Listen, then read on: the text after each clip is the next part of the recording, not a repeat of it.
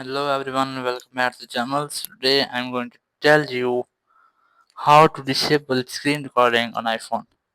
If you want to disable screen recording on your iPhone, so you have to follow some steps. The first step is that you can disable it from your control panel. Just scroll down your control panel and here you have a plus icon in the left corner of screen. Just tap on it and here you have minus icon on screen recording option. Just tap on it to disable it and now you have disabled it. But if you want like to disable it from here, so you have to disable it permanently. To open your settings, just open settings and here scroll down and look for screen time.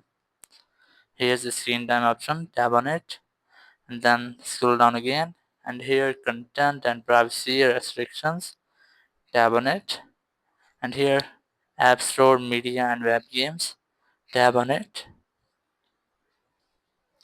and here you will easily get screen recording option, tap on it and here you just have to select don't allow to permanently disable screen recording on your iPhone.